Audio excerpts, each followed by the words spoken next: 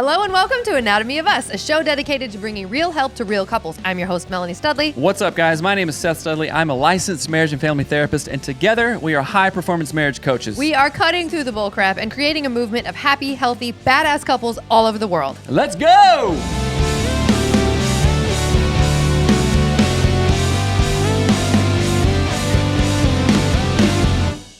Thank you for joining us today. If this is the first show you've ever listened to, go back. We have over 300 or 400 episodes of all this stuff, and we keep it real to help you close in your to marriage. 500 episodes. Heck yeah. With 4 million downloads. 4 million. We hit 4 million? Yes. Yeah! Oh my gosh. Sorry, folks. Sorry. Yeah. Woo. Yes. I didn't know that. That's awesome. Today we are going to talk about, and this is a surprise. It's a surprise. Imagine my surprise. We are going to talk about what leadership looks like in our home and how it's shifting and all the things that sort of goes with that. So it says navigating leadership in the Studley home. Nice. Because a bunch of stuff is shifting and we have a lot of things to like update and fill you in about. And it has to do with all sorts of different books we've read. And Seth has no idea that we're talking about this. So it's going to be extra fun. But I want to get your thoughts on just the title. What do you think we're going to talk about? What are your thoughts on leadership? What do I mean by it's changing? All that jazz. Like, do you have thoughts on it? Or do you know what I'm talking about? Well, yeah, I think there was actually a shift in this stuff in my line of thinking just this morning. And it's not like my line of thinking like, oh, throw everything out. We're changing everything. No, it's not that at all. Bathwater, baby. House. Keep on. And you were saying stuff about your own personal brand versus Anatomy of Us world kind of thing. And of course, we've thought about this before to a degree, but with you going recently down to Southern California and meeting amazing... Amazing. Man, the South came out. People are amazing. The South came out. Maybe that's what the South will rise again. Like I've had, it's all usually on a rebel flag in the South, Forgive us. This is not. And they're not talking about the Civil War. They're just talking about Southern people that move away, and then their accent comes back. It's like, oh, there it was. That's what they meant the whole time. I don't know, folks. Yeah, probably not. Forgive him. But anyway, he knows not what he does. Oh boy. Okay. You're silly. What was I saying? And you met amazing millionaires and billionaires, all latees, right? Latees. Entrepreneurs, all this stuff. And you were talking about, it just hit different when you were talking about your own personal brand. I'm like, yes, that is a thing. I mean, of course, it's been a thing, but it's a thing. So that is what I was thinking about this morning. But as far as what I'm thinking about of the leadership and things like that, I think we're leaning into more of what we are innately good at. Yeah, right. You know what I'm saying? Not prescribed roles of, hey, Seth does this, Melanie does this, always, no room for error kind of thing.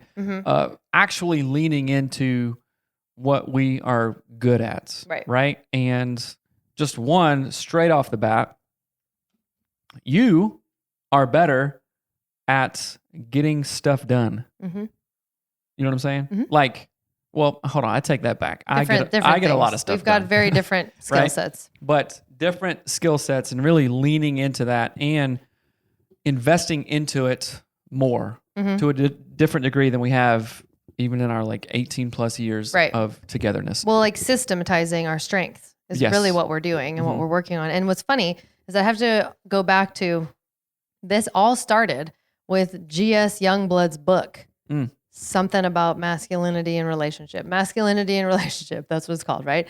And I read part of it. Seth read it. They read it in the men's group. Yep. And when we interviewed him, and I just like bristled at the title. I didn't like it.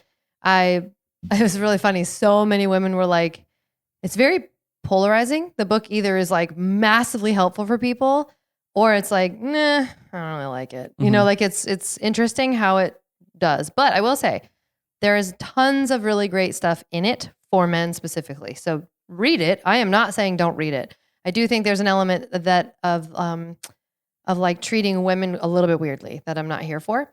But it did create a massive amount of conversation within our women's group coaching groups. Like we would spend whole calls on it. Mm-hmm. Like some women would be like, I don't have anything to talk about, but I want to talk about that episode. Yeah. So they would like, let's just talk about it, and they would hash it out or whatever. Mm-hmm. But what it did for me, and I've been really thinking about this a lot because I'm like, why did it have such an impact on how I view masculinity and femininity in our marriage and leadership and blah, blah, blah. And I think, again, I haven't finished the book. So I am not even going to say that I know all that he says. It's not right or fair or good for me to even say that. But from what I read, what it highlighted for me was that it sounded like masculinity, and I know he doesn't say this, so forgive me, but it was like he listed all these traits: leadership, logical thinking, problem solving, all of that. He listed all those traits as masculine. And then he went over here and said, well, feminine, and he says it in the book, women just get confused and they don't know what to do with their big emotional moments. And I'm like, that's the exact opposite of my life. Like, I am linear. I am problem solving oriented. I am a leader. Like all of the things that fell under the masculine category are what you would say I am. And then a lot of the things that fall under the feminine category are what Seth is. Do you agree with that? No. Okay. You have to give some context to that because we all have, and this is something that I'm still super interested in. We could use last night as context. I mean, that was a perfect example. Well, no, I'm thinking like there's another shield bug. All the crawling. shield bugs. That's his own personal balcony now. Oh, He might be he's looking singing in over. Italian No. over the There's like, I don't know if they're stink bugs. We call them shield bugs. They're hilarious. There's a Anyway, bajillion it's like of them. season and they're in the house all the time. So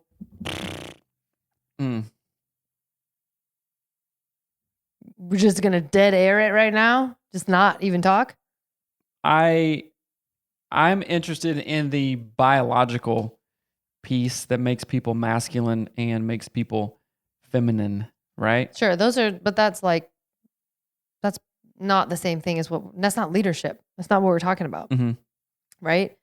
And so I don't know, that's where it unraveled for me when I was reading his book and listening to him talk and reviewing what he said and hearing what the women were saying. And then it ended up, actually Natalie in our group was like, yeah, this book was super helpful for my husband and I. And they talked about, I think there was another podcast where they talk about, a different person talks about not leaning, it's not masculine and feminine. It's not that. It's like leaning into your strengths.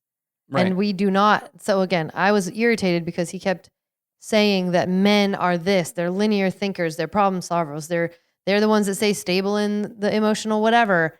And I'm like, that's not our marriage. Mm-hmm. And so all of that to say, it was sort of the first, I would say like the little stone that starts the avalanche falling down or whatever. Mm-hmm. And it led to some really good conversations and like good emails. I tend to write emails at night to Seth where there's like no distractions and I can like get all the thoughts out and clarify my feelings and everything. And basically saying like, hey, I really don't think how we do stuff works for us. Like I just don't think it does. It feels like divided. It doesn't feel like we're a team. And I think it doesn't feel like we're a team because we're actually not leaning into like our highest selves, if that makes sense. Mm-hmm. And so then top that off with finding out about the Live Out Loud event in Orange County at the, what is it called? Ritz-Carlton. And it is a business event for female entrepreneurs, faith-based female entrepreneurs who are like high earners. And I went at, again, the Ritz-Carlton. I dressed drastically inappropriately. I was comically comical. But sitting in a room of, I think, 150 women, and there was 21 speakers. This event was 3 days long, 3 nights, 4 days. 3.5. It was unbelievable. And all of these women, again, now I'm going to repeat that this is a faith-based conference. So these are women who were raised in the church, which is the opposite. If you don't know, we attended Mars Hill in Seattle and were there when it all fell apart. It's the opposite of like, let the women talk, let the women lead. It's like, why is that woman not up near where the men are? And why is she speaking? She shouldn't be doing that. And so I had that sort of Mars Hill egg wash on Egg my wash? brain. I don't know, thinking like a wash of it. I had that like in my mind somewhere, trying to sort that out. And then I have G.S. Youngblood saying men are logical thinkers. They stay calm when stuff is crazy. They are problem solvers. And I'm better at those, at not all of them, but many of them. I'm better at a lot of that kind of thing. And so it was just like my brain had like 5 different things happening, all these millionaire ladies and Mars Hill Church and G.S. Youngblood, and then our actual lives and how leadership, what I want to do in our marriage, but what I feel like I couldn't do. And so that was that's kind of the avalanche moment.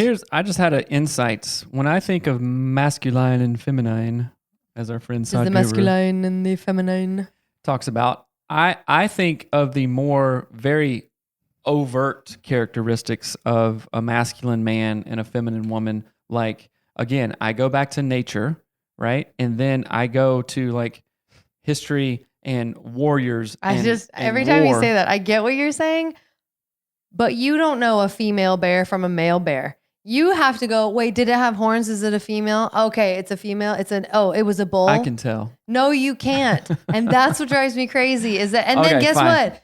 In nature, most often the male of the species are prettier. They're colorful. There's a peacock and a peahen. A peahen doesn't have, that's what they're called. They don't have any, she'll go to the loose. They don't have any beautiful, I mean, they have feathers, but they're not pretty colored. And roosters, that's what drives me crazy. Okay, so scratch the nature thing, right? Of course, we are natural beings, just a part of nature. But in the masculine and feminine, I think of having babies, female, nurturing, motherly estrogen, right? Which is totally natural, right? And then, talking about humans here, and then masculine, male, sure, some nurturing characteristics, stuff like that. But okay, the men go to war, the men die, the men go to the door if there's a bad guy at it with a gun or a golf club or a baseball bat and stuff like that, right? So that's what I think about, which I'm not here to argue that, but and that honestly has nothing to do with like traditional church roles or anything. You know what I'm saying? Because I think you're thinking of masculine, feminine, a woman can't preach or a woman can't do this or whatnot. I'm not really thinking I'm not thinking that. I'm thinking like, hell yeah, do anything, whatever you want. But we both know that if somebody's at the door, who's going, right? I am, kind of thing. And that's totally fine. But that doesn't mean, we're not saying, okay, Melanie, I'm, let you be masculine or whatever, and saying just because you're a woman, you can't go to the door and shoot somebody if they're there. Right. Kind of thing. So I think let's kind of like tie this in or wrap it up. Is like, what does that look like now? So we're wrapping it up. We're 13 minutes in. Not wrapping the show up, but like tying back into like, okay, what do we got? What are we even talking about? Well, let me say something though, because this is really important. And this is something I have heard repeated forever, seen it forever. And someone in the women's group, I can't remember which woman it was talking about. So this is really the issue that I have, is that if we use leadership and masculinity go hand in hand. And what I have seen behind the scenes, and I don't know if I talked to you about this, but men are being set up with, now not every man is being set up with this. And if this is something that you think is happening in your marriage, tread lightly when you speak about this, because it might piss a lot of people off. But you have seen where a man thinks they're the leader, while literally everyone else makes the whole world so that the man doesn't have to step into anything he doesn't want to do or doesn't like or whatever. So the thing that the person said in the group was, the men are called the leader while the women are behind the scenes running everything, making sure that the world is perfect for this leader who literally doesn't lead. Mm-hmm. And so that's where that dynamic is so stupid. And then to value, they're the leader, they're the man. Mm-hmm. They, produce semen.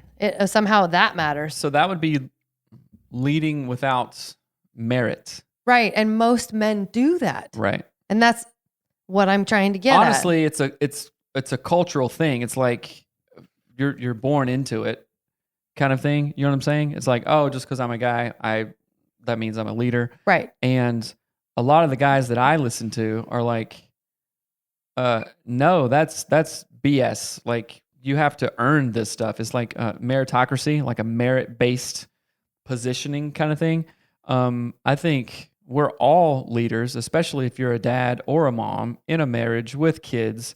You're a leader. You're a leader by default. You're a leader by default. You're either a good one or a bad one, right? And a lot of men are bad leaders by default, but thinking, well, I'm the leader, this is how it should be. Right. Kind of thing, right? Right. And so that's goofy. Yeah. Right. I mean, just look at like the business place. There are zillions of female entrepreneurs who are leading multi-billion and $1 million companies. You know what I'm saying? So, they can run a, $100 million a year business with 400 employees, but they can't lead a church of like 50 congregants.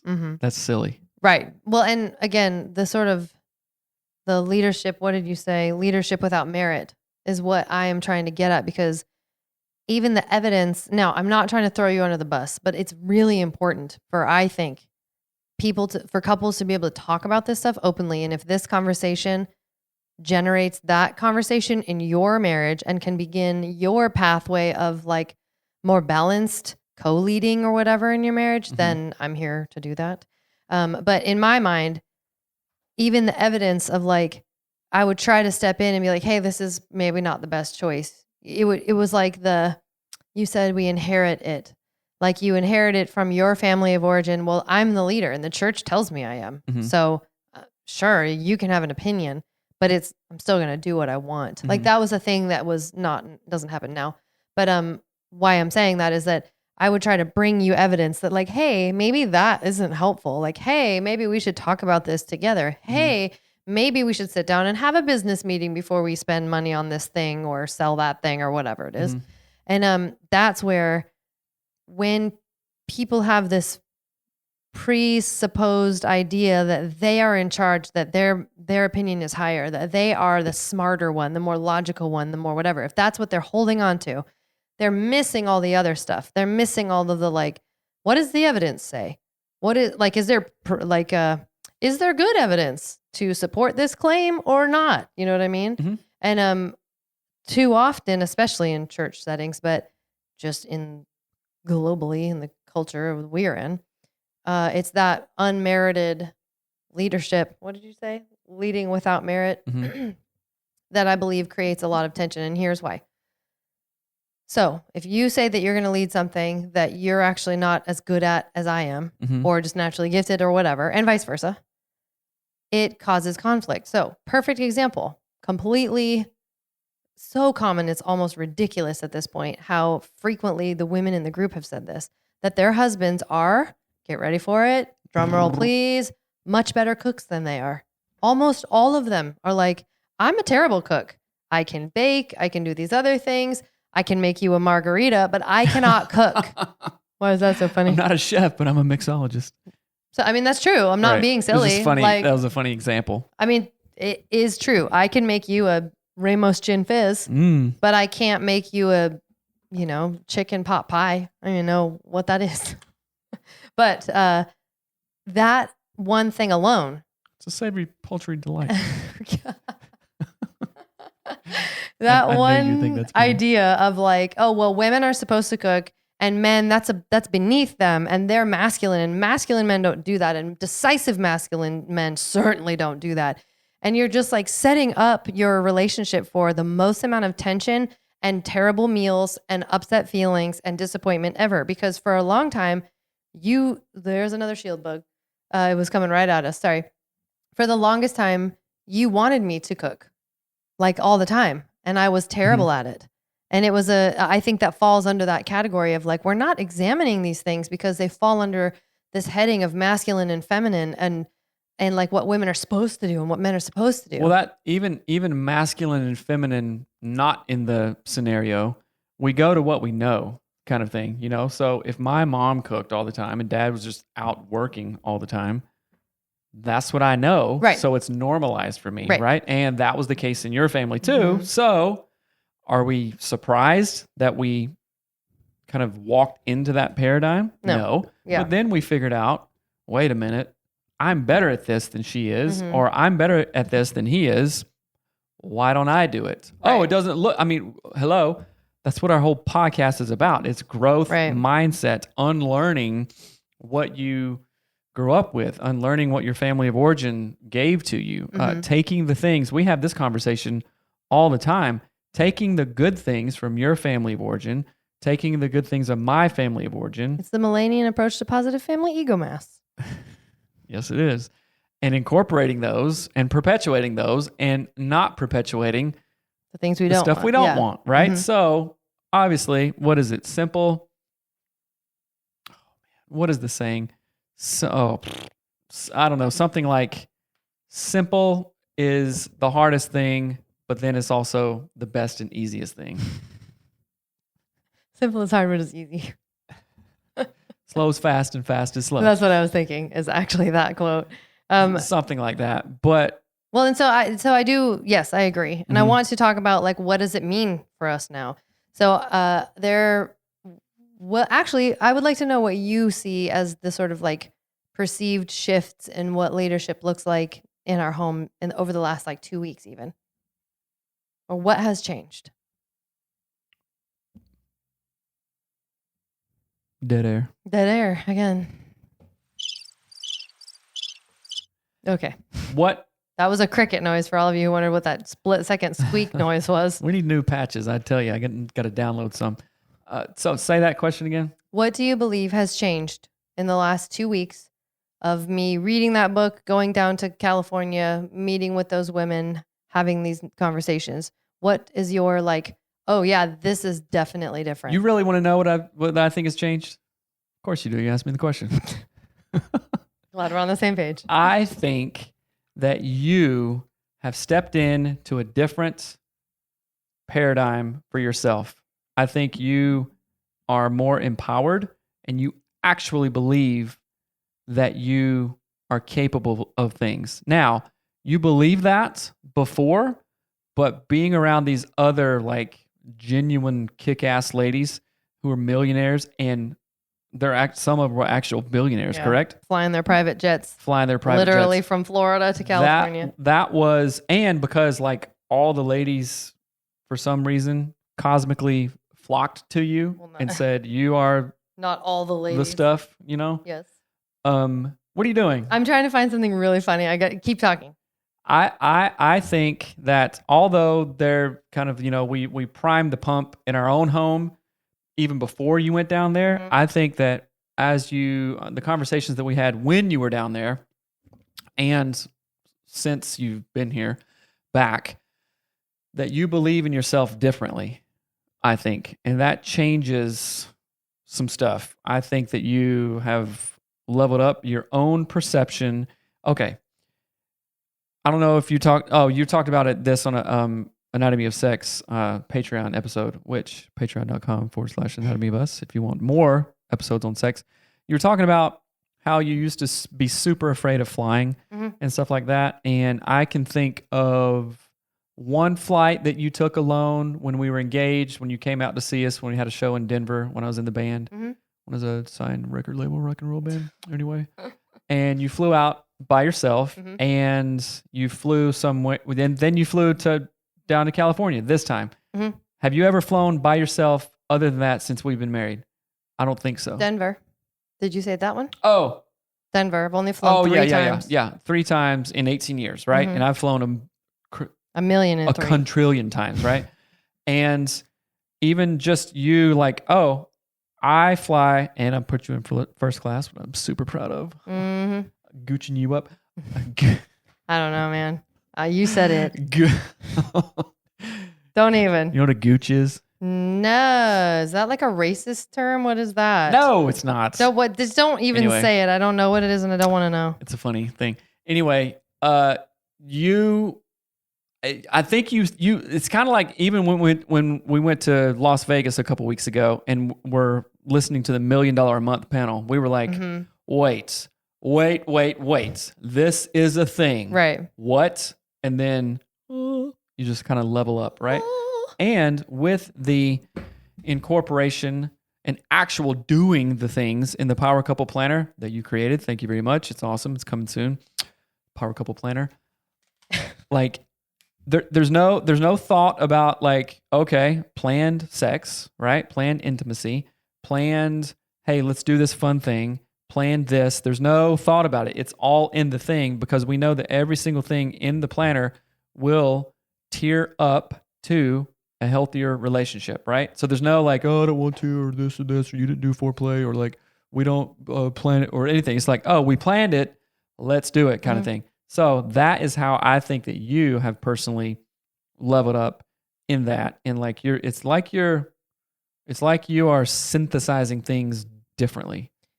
Does that make sense? Yes, but do you not see that? And this is where I really want to just kind of push back. I made the Power Couple Planner months ago. Right. Tried to get you to fill it out for months. Mm-hmm. And so that's where I think you're looking at it and going, oh, she was around all. I genuinely think you saw all of those badass ladies that I was around. You saw that women can lead. You are seeing it. And now I think literally because I'm saying, hey, I don't think this is working, you're seeing it differently because not much has changed from my end. The only thing and this is where I think it's important. And this is us literally having a conversation about it. I don't know what the outcome is. I don't know what he thinks or blah, blah, blah. But like those things were already they were happening for years. I was leading in that way without the reciprocal respect, really, of that leadership. And that's what I'm trying to figure out what changed there? Like, what was it in you that went, oh, I guess I should listen. Oh, I guess this Power Couple Planner is smart.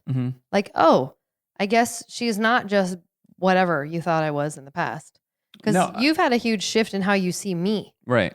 And that's, I think, something that I would like to figure out, not, again, to help them figure it out, to help people who are listening and going, oh my gosh, I feel this exact same way. Like, I have these really helpful, like, plans for money or plans for our house, or if my husband would just ask me my opinion, then we would make better choices together, but he doesn't. I had a shift. Wait a minute. I had a shift in thinking. Oh, geez. Your microphone's just been pointed at the ceiling for 10 years. Yeah, sorry. I had a shift in looking at, and people hopefully go through this multiple times in their life, examining, hey, what works, what doesn't work, right? A lot of stuff has worked in our relationship, our family, in the business, right? Otherwise, we wouldn't be doing this exactly right now, right? So a lot of stuff has worked. But fundamentally, I looked at, okay, people are saying this. I'm getting this feedback. Either resist it and fight it and basically get nowhere, or go, if... What's the people are saying this and I'm getting this feedback? Feedback from you, feedback from actually letters that I received in September. Thank you very much. And even that, I don't know. I have so many thoughts. Like, no. What are you doing? Sorry. You're texting somebody during our world famous podcast? Sorry, I have to say we're podcasting right now. Sorry. Who's texting you?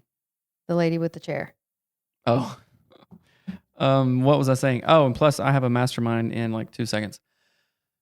So, all of this, I can't think when you're doing that. Sorry. This is unprofessional. I wrote 29. 20. So this is what I want to say. Like, I wish that you could see, and I'm just going to say this, and women, if you feel the same way, feel free to use my words and just say, hey, husband, listen to this. Because I deeply wish that you could see and value the way I lead our family to health. You lead in many ways. You lead in many, many great ways. But for most of our marriage, you have only seen that I'm a good leader when someone else has made it abundantly clear that I'm not a bad person and I'm a good leader. It has to come from someone else's mouth for you to believe it in me. And the only times that it's been expressed is if they're saying it first. It's not like you like Seth Timber, like you haven't even mentioned it. And it's not why I did it. But even that, you understand, is to lead you to greatness and health and prosperity and feeling great about yourself. That was an act of leadership on my part. Absolutely. To guide and help be like, man, I can see that this area, he feels insecure in this area. What would it look like if I just dumped security on him from all of his closest friends and from people he loves and people who have been in his life forever? And I guess where it's surprising to me is how little that seems to have mattered, and that it's not even being tied to, and that's leadership. How about this? It matters so much that things are changing in our family. You know what I'm saying? And I can give you the credit for initiating that, right? Like seeing it and going, oh, wait a minute. And then having a really good idea and go, oh, this would be helpful.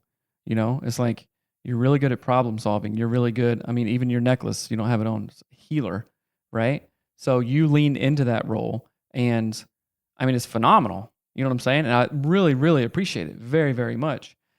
And that's helped me to, where am I going here? That helped me to see, oh, wait a minute. It's okay to change things. It's okay to let go of these, like whatever, not false narratives, but things that aren't helpful anymore, and then being okay with it. I think that for guys, there's probably an insecurity around like, well, wait a minute, culture and church and like family of origin has been telling me to do this forever. I just have to not do that anymore.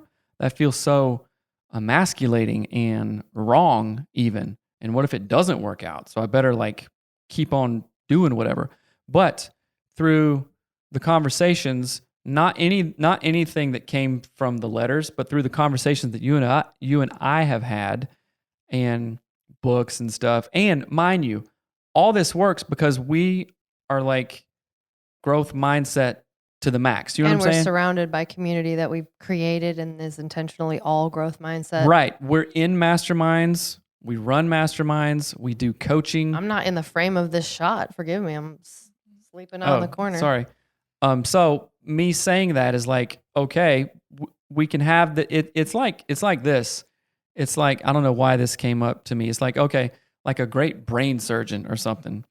He or she can do brain surgery, but it's because all of this other stuff that surrounds them, right? Like, oh, they went to school for 1 billion years. They have top techs and they have an entire staff and all this stuff. It's right. Like if either one of us didn't have a growth mindset and wasn't willing to examine this, then it just wouldn't work. I'm not saying we wouldn't be married, but it would, you know, you might be teaching lessons and I'd still have a 40-hour-a-week job or something like that, you know, like everybody else in the world works and does, which is not bad. But okay, where was I going with that? Help me out here. I kind of lost my train of thought, and plus I have to do a call in 10 minutes. So right. Well, I just wanted to sort of, it reminds me of a quote from Wayne Dyer, which is from the book Change Your Thoughts, Change Your Life, which is Lessons from the Tao Te Ching. And he talks about this idea of a leader.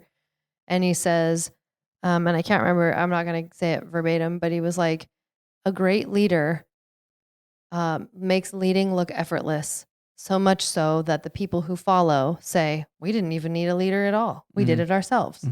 And that has replayed in my head so many times where it's like, you didn't do it yourself. We didn't do it ourselves. Like I helped. And again, this is co-leading. So Seth's leading some things. I'm leading other things.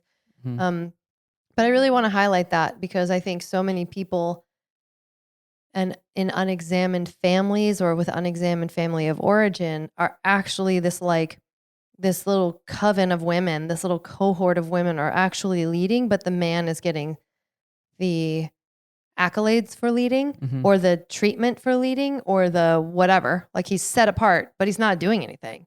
And that feels so terrible. It feels so terrible. But it's also like, look at the power that strips away from people. And I think of people that we follow, like, do you think for 1 second that like Lexi Panos, is that her name? Lexi? Like that what's her husband's name? Preston Smiles. Preston, like, do you think for 1 second that she wants to do something, lead something, be somewhere, go somewhere, do a thing? And he's like, no, oh, no, you can't do that. No. She's powerful. She's strong. She's smart. She's all the things. So think of any person like that. J-Lo, Beyonce, like literally anybody. Mm-hmm. But other, probably Ed Milet's wife. I highly doubt that if she is wanting to lead in any particular way, that he's like, no, you can't do that. Mm-hmm. And so if we admire these people, even Ryan Mickler, I guarantee that his wife leads a bunch of stuff, but he doesn't think of it in the way that it's been presented. I think even the G.S. Youngblood book a little bit, because he raises her up. Mm-hmm. He talks about her, right? So I don't know. There's something here about leadership and what shifted for us. And literally a lot of it is like, hey, I'm actually better at this thing and you're better at this thing. Let's swap the roles. If society says that you're supposed to be the you watch TV while I cook dinner, then let's go against what society says and do what works best for our home and in our family. And I will say too, our community was what made the difference. The call that we had with Paul and Robin was, I believe, the thing that made the difference. Mm-hmm. And Paul and Robin are both in our masterminds, right? So they were actually listeners. Then they became clients. Then they became best friends. They're our best friends, and we travel with them. Our kids are all friends. And Paul said, "Hey, y'all, I think I can see what's going on. Will you hop on a call with us?" This was 2 weeks ago, you guys. Right. And they got on a call with us, and I promise you, handed us the key to hey, I can see, I've known you long enough. I've seen you both. I've heard you on the show. I see what catches you and where you get stuck and where you trip up. I'm here. I can support you. I understand it. So I'm saying all of that because like we said a minute ago, we surround ourselves with people that we know have our back, want the same thing for us that we want for ourselves, and will fight for us even when we don't know how to fight for ourselves as a married couple, right? So I want you to be in these groups. Go to badasshusband.com. Is that what it is? That's right. And then Anatomy of Us and go to the coaching thing and you'll see women's group coaching. But seriously, get connected with these groups. They're growing all the time, which is massively exciting. We're having to add more sessions and all the stuff. So it's really, really exciting, but shameless plug for being in these groups because they're transformative. And our group members transformed our marriage, right? I need you to hear that. But I think this is a conversation that we should continue and have it's like an unfolding, I believe, and will only continue to unfold. It's dynamic, right? It's not unfolding, it's just dynamic. Why can't it be unfolding? Not masculine enough for you? You don't like things that unfold? It has to be like wood, axes, guns. It has to be guns. Anyway, thank you for what is it? Man stuff. Dude stuff. That guy's funny. Anyway, thank you so much. We will be back with another show very, very soon. We love you. Have a great day. Okay. Send in your questions to hello@anatomyofmarriage.com. Later. Thanks. Bye. Bye. Thanks for listening to Anatomy of Us. This podcast is produced by my mom, Melanie Studley, and hosted by my dad, Seth Studley. Our show is edited and published by our producer, Reva Hansen, from Creative Media Support. Special thanks to our Patreon members that get an extra episode every week. Thanks for watching. Love you. Bye.